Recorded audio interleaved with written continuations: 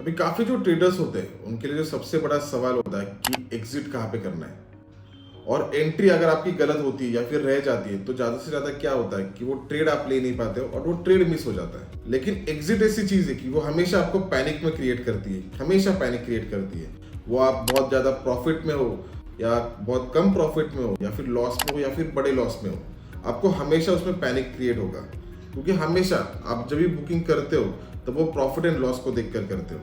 और जैसे वो फिगर ऊपर नीचे होता है उसी तरीके से आपके हार्ट बीट भी ऊपर तरीके से होते हैं, और वो उसका इमोशन जब इन्वॉल्व हो जाता है तो आपका डिसीजन वहाँ पे चूक जाता है। तो ऐसे सिचुएशन में हमेशा ट्रेलिंग स्टॉप लॉस कैसे रखना चाहिए और राइट एग्जिट आपके हिसाब से कैसे करनी चाहिए, वो पूरी तरीके से मैं डिटेल इसमें आपको समझाने की कोशिश करूंगा। तो ऐसे सिचुएशन में आपका एग्जिट कैसे रहना चाहिए और आपके ट्रेलिंग स्टॉप लॉस आपने कैसे मेंटेन करना चाहिए, जो स्ट्रेटजी आपके लिए बेस्ट रहेगी और उसमें पैनिक कम से कम होगा और आप एक राइट डिसीजन ले पाओगे। तो मुझे ऐसे लगता है कि जब भी आपको ट्रेलिंग स्टॉप लॉस रखना होता है तो उसके लिए बेस्ट जो एक इंडिकेटर है वो है मूविंग एवरेज एक्सपोनेंशियल। आप मूविंग एवरेज एक्सपोनेंशियल के हिसाब से अगर रखोगे तो आपको ट्रेलिंग स्टॉप लॉस रखने में काफी आसानी होगी और काफी बेहतर तरीके से आप ट्रेल कर पाओगे। क्योंकि बेसिकली जब भी होता है मार्केट काफी जिगजैग होता है, और उसमें क्या होता है कि जब आपका जो टॉप होता है, टॉप पे प्रॉफिट आप ले नहीं पाते हो, फिर उसके बाद में वो नीचे आता है, नीचे आने के बाद उसको मिस कर देते हो, फिर वापस वहां से उसको सपोर्ट लेता है और वापस एक नया लेवल क्रिएट करता है।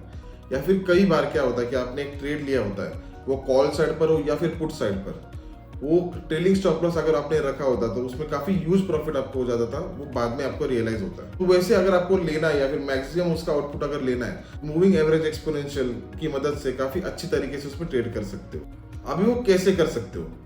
बेसिकली सबसे पहले उसमें जो इम्पोर्टेंट है, उसमें इम्पोर्टेंट आपका ट्रेड कैसा है और आपकी वेवलेंथ किधर तक है, वो समझने की सबसे बड़ा एक इम्पोर्टेंट फैक्टर है इसमें। मतलब आपने क्या किसी स्टॉक को लिया है और उसकी आपको एक स्विंग ट्रेड रखा है, या फिर वो आप एक हफ्ते के लिए रखने वाले हो, एक दिन के लिए रखने वाले हो, इंट्राडे करने वाले हो या फिर स्कैल्पिंग करने वाला हो, तो हर एक फैक्टर के हिसाब से आपको उसमें हमेशा एक अलग अलग इंटरवल्स रखने होते हैं। बेसिकली अगर आपने एक ट्रेड लिया है जिसको आप 1 मंथ तक होल्ड करने वाले हो,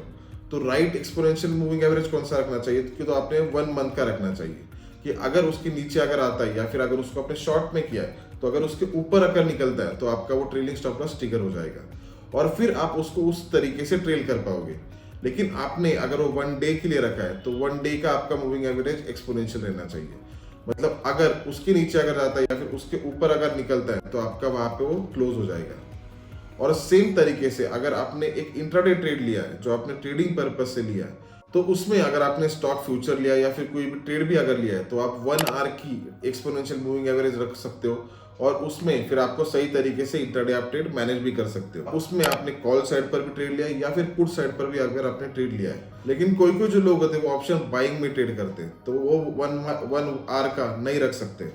बेसिकली अगर आप ऑप्शन बाइंग में अगर काम कर रहे हो तो आपके लिए जो राइट है, क्योंकि आपके लिए मोमेंटम चाहिए, तो मान लीजिए अगर आपने सुबह कोई ट्रेड लिया है और फिर बाद में या फिर उसको क्लोजिंग में अगर आपने ट्रेड लिया है तो उसमें डिफरेंसेस क्या है। अगर आपने सुबह एक ट्रेड लिया है और उसमें कॉल भी हो या फिर पुट भी हो, आपने वो ट्रेड खरीद लिया है और उसके बाद में आपको उसको अगर ट्रेल करना है तो आपके लिए जो बेस्ट है वो है 15 मिनट्स का मूविंग एवरेज एक्सपोनेंशियल। मूवमेंट अगर देखी जाए तो 9:15 से लेकर 11 बजे तक काफी एक्सपोनेंशियल मूविंग एवरेज होता है या फिर काफी बड़ी मूवमेंट होती है। तो उसमें कभी कभी काफी ह्यूज निफ्टी में या बैंक निफ्टी में मूवमेंट हो जाती है जो कि हमें मिल नहीं पाती। तो उसमें अगर आप सही तरीके से 15 मिनट्स का अगर मूविंग एवरेज एक्सपोनेंशियल अगर आप रखते हो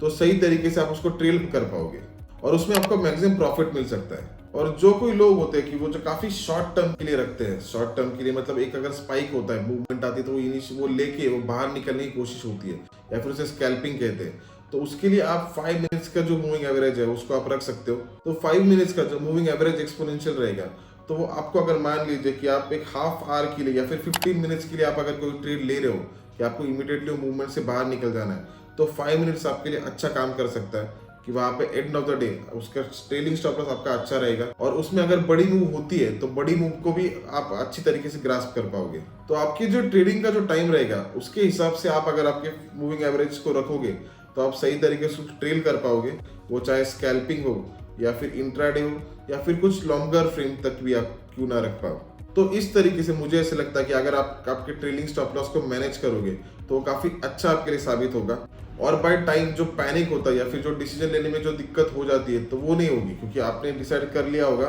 कि आपने ये 5 मिनट्स का मूविंग एवरेज एक्सपोनेंशियल रख दिया है, तो ये जब तक ब्रेक नहीं होता तब तक आपको इसको